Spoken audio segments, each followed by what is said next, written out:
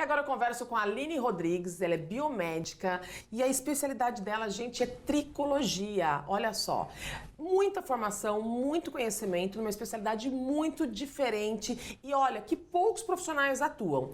E ela atende São Paulo, no Vale do Paraíba e veio aqui falar pra gente sobre tricologia. Tudo bem, doutora Aline? Seja bem-vinda. Olá, tudo bem? É um prazer estar aqui.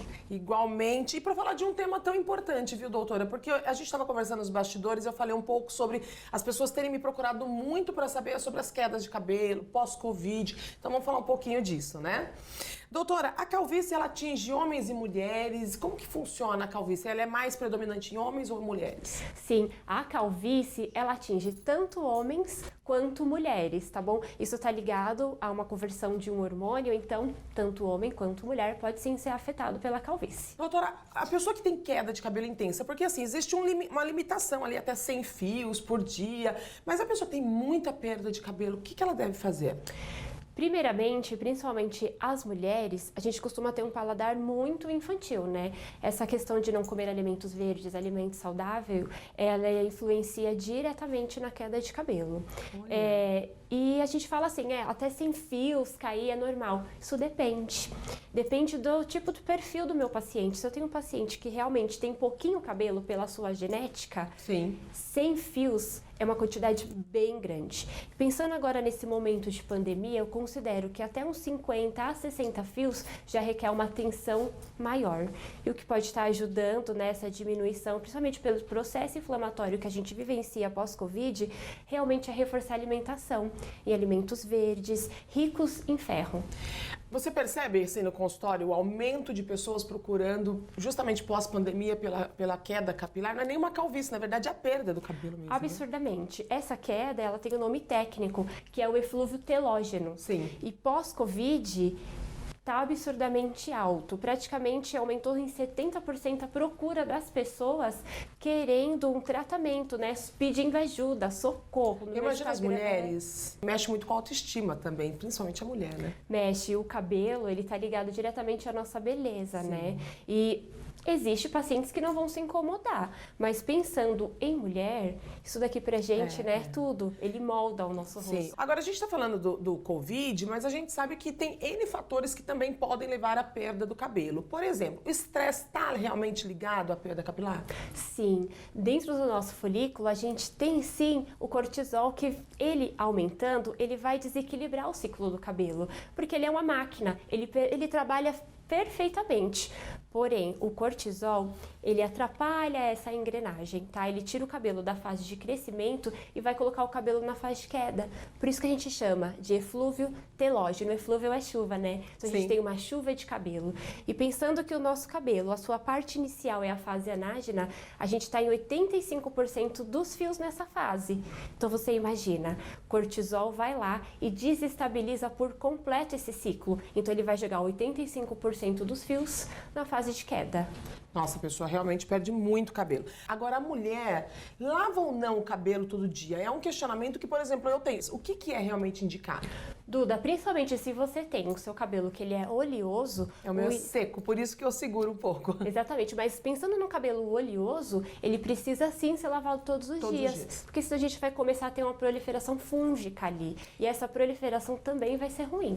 Então, na verdade, depende até do estilo, porque meu cabelo é bem seco. Eu passo olhinho reparador, ele chupa, sabe? Então, assim, é difícil meu cabelo ficar oleoso. Então, eu consigo, às vezes, lavar um dia sim, um dia não. Agora, oleosidade realmente aí prejudica até o fio. Sim, pra um cabelo mais seco, eu oriento o quê? Pelo menos um dia sim, um dia não, tá bom? Pra gente também não mexer muito nessa microbiota do nosso couro cabeludo. O que não fazer com o cabelo? É uma pergunta, né? Eu falo porque, assim, nós somos vaidosas, a gente pinta, a gente faz uma série de coisas. Existe algum exame que a pessoa pode fazer até preventivo, capilar, porque ela, de repente, faz química, faz uma série de tratamentos no cabelo e pode vir a desencadear um processo aí de perda capilar? Existe exame que a pessoa pode pode fazer? Existe. Lá na clínica, eu faço um exame chamado de tricoscopia, tá? E é um equipamento profissional, onde a gente tem a luz polarizada e não polarizada. Ele é bem específico para o nosso couro cabeludo, porque assim eu vou conseguir ver a qualidade do seu couro cabeludo, se você está tendo algum tipo de afinamento capilar e se seu couro cabeludo está saudável ou não. Você consegue ver isso antes de começar a cair o cabelo? A gente consegue. Inclusive, eu atendi um ator por esses dias que ele precisa muito do cabelo dele, né? A imagem dele. Então, a gente iniciou um processo preventivo porque o afinamento já começou a aparecer ali. Olha que interessante. E aí tem a questão genética, doutora? Temos a questão genética também. Porém, isso não vai ser uma sentença pra gente. Eu tenho pacientes que a família inteira é calva. Mas ela foi fazer o tratamento E tá ok, não tem nada. Agora, eu tenho pacientes também que ninguém na família tem o problema de calvície e a pessoa já tá começando a desenvolver. Tem alguns tipos de problemas capilares, por exemplo, que a pessoa tem aquela perda que não volta mais, né? Que é a alopécia. Sim, a gente tem alguns tipos de alopécia, que são as cicatriciais. Mas tem tipos, tem alopécia que, por exemplo, pode vir a não ficar careca e tem alopécia que é sentença, a pessoa vai ficar sem o cabelo. As alopécias, elas têm classificações. Tem classificações. Sim, ela tem alopécia não cicatricial, que a gente tá falando de uma alopécia, por exemplo, a androgenética. É bem extenso, mas eu vou resumir, tá bom? E a gente tem a cicatricial, que, por exemplo, tá em alta pós-Covid, que é a alopécia fibrosante frontal, onde o paciente começa a perder cabelo aqui nessa linha, sente a testa alongar e aí a gente precisa controlar para aquilo não desenvolver mais. A gente vai bloquear aquela ação, fazer com que aconteça, mas de forma mais longa, que demore. Eu tenho uma pergunta muito curiosa. Quando eu fiquei grávida, nossa, eu fiquei com uma fase do cabelo lindo, lindo, lindo. Aliás, logo depois que as bebês nasceram, meu cabelo ficou maravilhoso. Ficou aquele cabelo sedoso. Nossa, eu falei, gente, que cabelo é esse? Aí me falaram, calma, Duda, vai cair tudo. Caiu. Por que acontece isso? Do cabelo ficar maravilhoso e depois você perde o cabelo pós-parto? Sim, porque a gente tem a ação dos nossos hormônios, né? E os hormônios da gravidez deixam o cabelo lindo e maravilhoso. Lindo! E ele prolonga a fase de crescimento do cabelo, que é a fase anágena. Aí o que acontece? Nasce o bebê, os bebês, né? Eles nascem, o hormônio simplesmente despenca. Daí, o que acontece? O cabelo entra todo no desordem, o seu ciclo, e entra na fase de queda, que é o eflúvio telógeno.